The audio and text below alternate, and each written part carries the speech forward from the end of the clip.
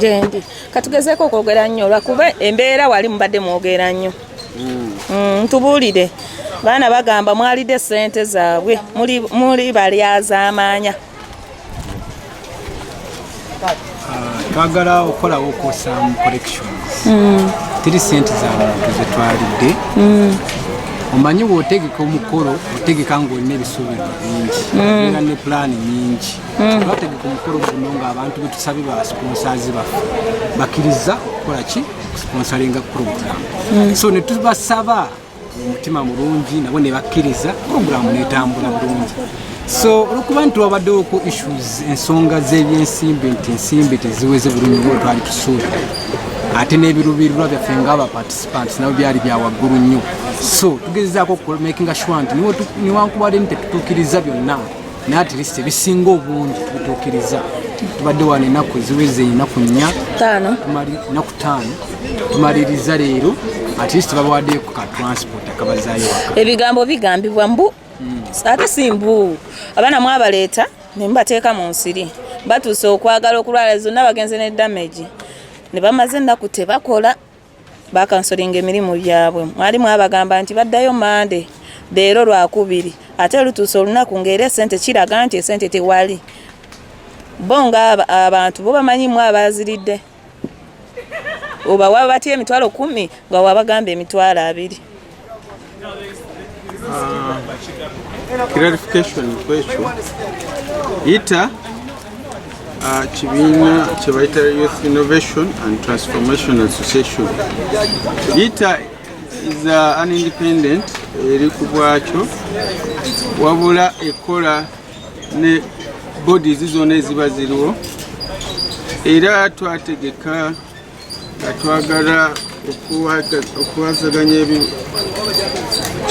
sharing ideas n'okulaba nga tu creating opportunities muffe bennyini ne tufuna enkulaakulana ennungi.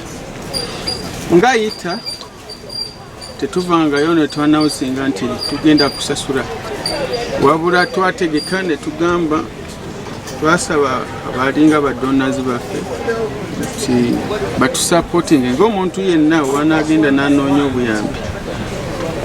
Kirungi nnyo twasomye ndowooza ne certificates oziraba tugenda kuzibawa n'akatono akasobodde okulabika nga financial department yayita twasobodde okubafunirako ka transport ke baafunye.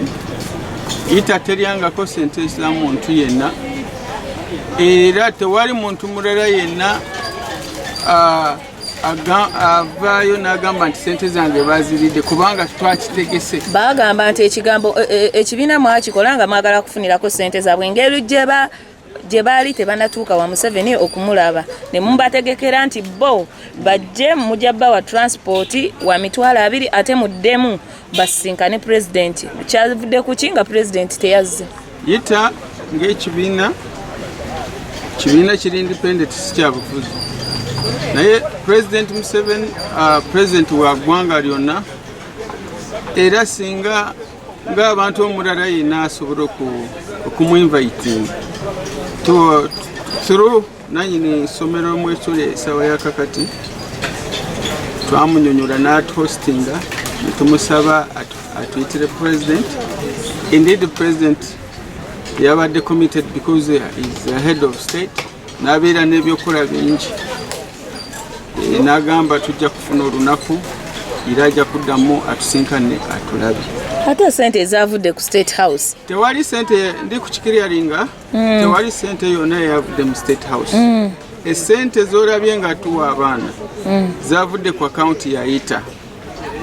Twakutte ku kafe akatono ke tulina ku akaunti yaffe n'obudonors bwe twafunye okuva mu muntu wa bulijjo okulaba nti function ebeerawo.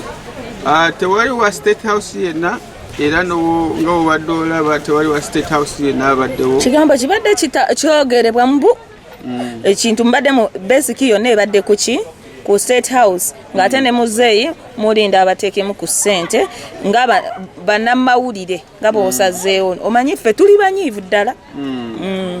Kirungi nnyo naye ngenda kikiralinga bulungi nti President Museveni nga president w'eggwanga omuntu yenna asobola okumuyita ku mukolo naye waba amuyise ku mukolo n'afuna ebirala n'atalabikako olwo olunaku tekitukomya okutuukiriza ebigendererwa byaffe nga yita era olunaku olulala asobola okutusinkanyiza n'ayogera naffe naye twategeka ekintu kino nga tulina ebigendererwa ebyokulaba nga twerefreshinga mu minds zaffe n'okufuna ideas ezisobola otuyamba n'okuyamba bannamawulire mu ggwanga okumanya activities eziri mu government programs n'okulaba nga twekulakulanya nga bavuka kyekigendererwa kyayita naye si kigendererwa nti kya State House yita tebeerangako genda onoonyereze nti yita si bode organenti ya State House nti mu State House tulinayo yita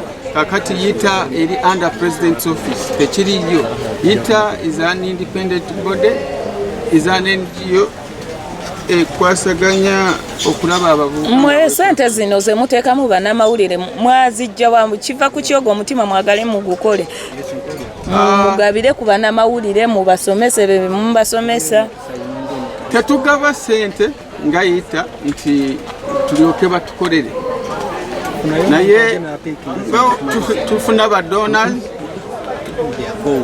okuva mu NGO okitegeeza tufuna ba NGOs zibeera nga zituwagira okulaba nga tukulakulanya abavubuka so sente ezo zetukuŋŋanya ne tulaba nga kivaamu ekintu ng'ekyo ekikulu ng'abantu olabye olwaleero twatuziza abantu nga 9 nga tulaba nti kirina okukolebwa sebo tubadde tukusaba onnyonnyole bannamawulire lwakuba twakulabako ng'oli vice president wayita saawa zino sooka otunnyonnyole abaana wabayisizza bubi ebigambo ebiriwo tewabayisiza wadde obulungi bwamu wajja n'obagamba wano nti obeetondedde ebiki tebijja kubeerawo saawa zino eggulo wabagambye wano yabadde Monday n'obanyonnyola nti everything will be cleared by Tuesday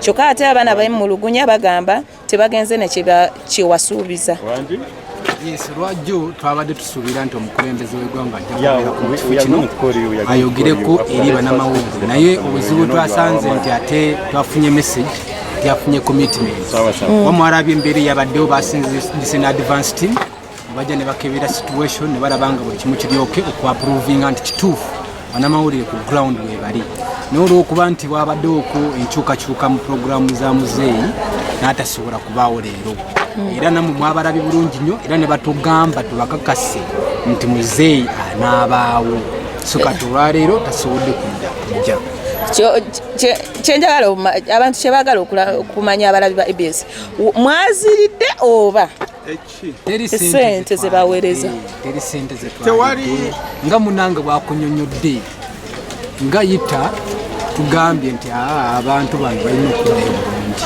era basitaafu baffe baligezaako kukolaki kiryalinga issue y'amabanja kiryalinga issue ya transport naye tusuubira nti webujjeyo mu maaso tujja kuddamu tegekona olukuŋŋaana nga bwe batugamba kamu baffe nti muzeeyi ali bizi naye tujja kuddamu tuddemu tulutegeke bwenga ekisuubiro ekyakati gosuubira abo abaana abagenze wala basuubira okudda bajja kudda olinga alina omwoyo gw'eggwanga ajja kudda kuba Uganda yaffe ffenna Uganda si ya muntu President Museveni wa president w'Abannayuganda bonna era nga wayagala Abannayuganda bonna bw'ati bwatwagadde era tujja kuddamu tulutegeke.